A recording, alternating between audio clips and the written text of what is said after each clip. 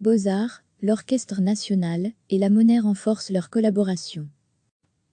Le Palais des Beaux-Arts, le Théâtre de la Monnaie et l'Orchestre national vont intensifier leur collaboration afin de se relever plus facilement de la crise liée au coronavirus, annoncent les trois institutions jeudi dans un communiqué. L'objectif commun est d'optimiser l'utilisation des ressources, de continuer à offrir une programmation artistique hautement qualitative et de renforcer les liens humains. La grande salle Henri Leboeuf située dans le Palais des Beaux-Arts va jouer un rôle central dans cette synergie. Beaux-Arts mettra prioritairement ses infrastructures à la disposition de l'Orchestre national, Belgian National Orchestra, afin de lui permettre de fonctionner comme un orchestre symphonique en tenant compte des mesures de distanciation sociale. Certaines des productions majeures de la Monnaie pourraient éventuellement déménager dans un premier temps dans la salle Henri Leboeuf. Les infrastructures du Palais des Beaux-Arts seront aménagées afin d'accueillir au mieux les spectateurs et les artistes. Outre les mesures sanitaires en vigueur dans d'autres lieux publics, diverses mesures complémentaires seront prévues. 6 entrées et sorties seront utilisées à sens unique afin de garantir une régulation efficace du flux de public. Des créneaux horaires spécifiques seront utilisés pour le contrôle des accès. Les tickets seront nominatifs et ne pourront être réservés que par téléphone ou en ligne. La crise a par ailleurs poussé les institutions à amplifier leur offre numérique. La Monnaie, Beaux-Arts et le Belgian National Orchestra mettront davantage l'accent sur la diffusion digitale de leurs productions, affirme-t-elle.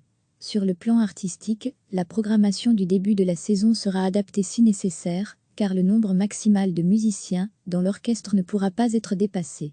Certaines œuvres massives devront être revues pour des formations symphoniques plus petites. Les trois institutions avaient déjà effectué un rapprochement, il y a quelques années, notamment en mettant sur pied une promenade musicale commune, Unité Music of Bruxelles, à l'automne 2016. Le Palais des Beaux-Arts, le Théâtre de la Monnaie et l'Orchestre national vont intensifier leur collaboration afin de se relever plus facilement de la crise liée au coronavirus, annoncent les trois institutions jeudi dans un communiqué. L'objectif commun est d'optimiser l'utilisation des ressources, de continuer à offrir une programmation artistique hautement qualitative et de renforcer les liens humains. La grande salle Henri Leboeuf située dans le Palais des Beaux-Arts va jouer un rôle central dans cette synergie. Beaux-Arts mettra prioritairement ses infrastructures à la disposition de l'Orchestre national, Belgian National Orchestra, afin de lui permettre de fonctionner comme un orchestre symphonique en tenant compte des mesures de distanciation sociale. Certaines des productions majeures de la Monnaie pourraient éventuellement déménager dans un premier temps dans la salle Henri Leboeuf. Les infrastructures du Palais des Beaux-Arts seront aménagées afin d'accueillir au mieux les spectateurs et les artistes. Outre les mesures sanitaires en vigueur dans d'autres lieux publics, diverses mesures complémentaires seront prévues. 6 entrées et sorties seront utilisées à sens unique afin de garantir une régulation efficace du flux de public.